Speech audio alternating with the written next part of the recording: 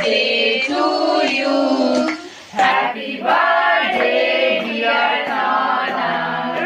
Happy birthday to you.